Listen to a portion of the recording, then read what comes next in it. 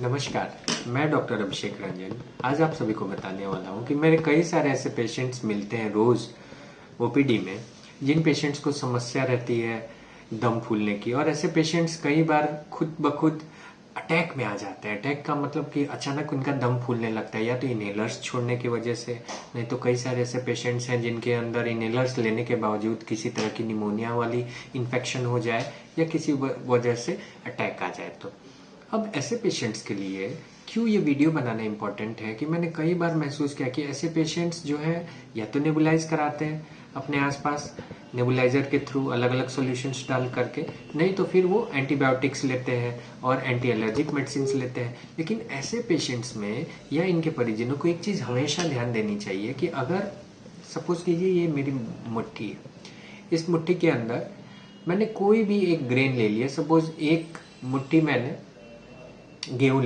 दे रखा है अपने हाथ में, और इसके अंदर कोई बोल दे कि आप एक मुट्ठी फिर चावल भी भर लो, तो कैसे भरेगा? नहीं भर सकता।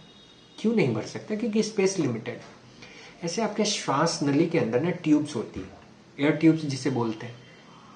अब ये ट्यूब्स के अंदर अगर सकरापन आ जाए किसी एलर्जी के अटैक की वजह से, या अगर खखार काफ़ी ज़्यादा बन रहा हो, जैसे सीओपीडी के पेशेंट्स में बनता है, ब्रोंकाइटिस के पेशेंट्स में बनता है, या पहले से जिनको टीबी हो रखा है, फेफड़े उनके डैमेज है तो उनके अंदर बनता है, फिर ये जो श्वास नली है सकरी सी हो जाती है।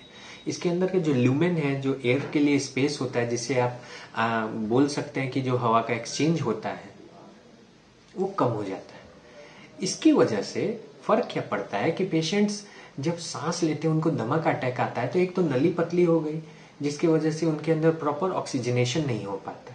और फिर अगर लगातार नेबुलाइज करें, हमें ये लगता है कि नेबुलाइज करने से फ़ायदा होता है, लेकिन फ़ायदा नहीं हो पाता, क्योंकि अगर कार्बन डाइऑक्साइड उनके अंदर ट्रैप्ड है, जो ट्यूब्स है उनके अंदर कार्बन डाइऑक्साइड फंस करके है, वो बाहर नहीं निकल पा रहा, तो फिर पेशेंट्स हाइपरकैप्निक स्टेट में जाते हैं, यानी उनके अंदर CO2 के बढ़ने की वजह से लगातार रेस्पिरेटरी एसिडोसिस की समस्या हो सकती है।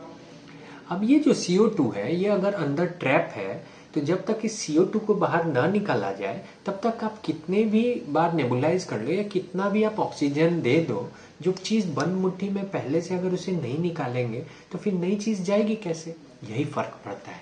क्योंकि ऑक्सीजन देने के बावजूद भी ऐसे पेशेंट्स बद से बदतर हालात में पहुंचते हैं।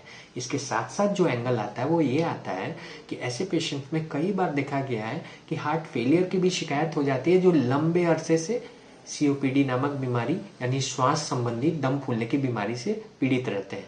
और कई बार ऐसे पेशेंट्स को दमा घोषित कर दिया जाता है दम फूलने की शिकायत के ऊपर। उनको ऑलरेडी इनहेलेशनल स्टेरॉइड दी जाती है, नेबुलाइज किया जाता है, डेरिफाइल, इंडेक्सन, अलग अलग ब्रांड नेम्स की अनेकों दवाइयाँ, इंजेक्शंस जो एक एक्यूट सेटिंग में दे दी जाती है, लेकिन इसका फर्क उतना नहीं पड़ता। कुछ राहत होती है, लेकिन जस के तस बीमारी रहती है और बढ़ती जाती है। इसीलिए ऐसे पेशेंट्स के जब भी दमा का अटैक आए, सबसे पहले इनका इवेल्युएशन में कार्डियक इवेल्युएशन बहुत इंपॉर्टेंट है, ECG बहुत इंपॉर्टेंट है, ऑक्सीजन का स्तर जानना बहुत इंपॉर्टेंट है, PCO2 कार्बन डाइऑक्साइड का क्या स्तर है ब्लड के अंदर, जिसे हम arterial blood gas analysis ABG से जान सकते हैं, ये जानना बहुत इंपॉर्टेंट है।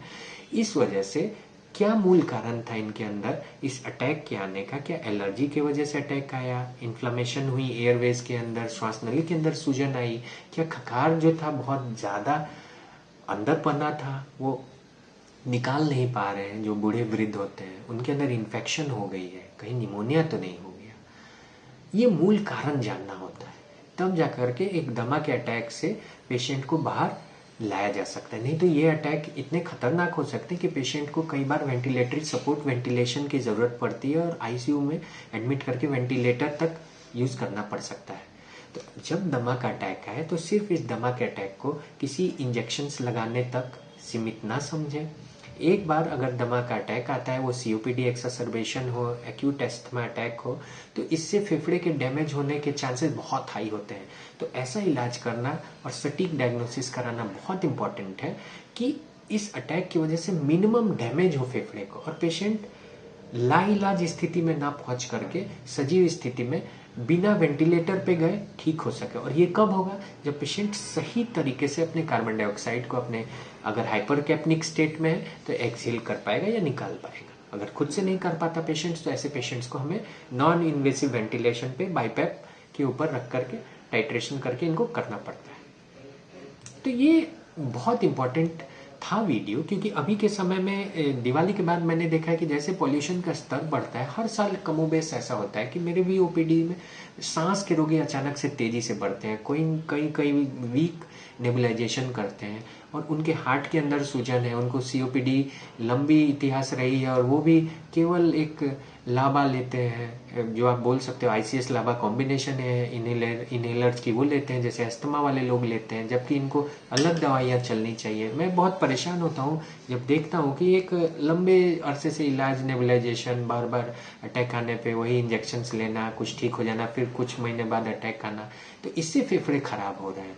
और एक बार खराब हो गया फेफड़ा तो नया तो बनना नहीं है इस आयु में। इस वजह से अगर आपको ऐसे बार बार हो रहा है तो सटीक डायग्नोसिस करा करके एक पूरा इवोल्यूएशन करके बार बार अटैक ना आए उस ओर बढ़ना चाहिए। और जब अटैक आए तो कैसे नेबुलाइजेशन के ऊपर केवल आश्रित ना रहिए, अटैक के कारण को पहचानिए, अपने PCO2 का स्तर जानिए कितना कार्बन डाइऑक्साइड है, तब अगर सटीक डायग्नोसिस सटीक इलाज हो तो बेहतरीन आपके फेफड़े की स्थिति रह सकती है और आपको कभी दमा का बार बार अटैक जो हर सीजन में आता है वो ऐसा नहीं आएगा। तो ये विस्तार से जानकारी दी आज मैंने सीओपीडी एक्सर्बेशन के बारे में, ताकि आप सभी ये जान पाए कि हर सीजन वेरिएशन के बाद अटैक आने का मतलब केवल नेबुलाइजेशन कराना ही नहीं होता। बहुत बार ये भी बहुत इंपॉर्टेंट है जानना कि इसका कारण क्या है, कैसे इससे बच सकते हैं, कैसे अपने आप को मजबूत रख सकते हैं। धन्यवाद।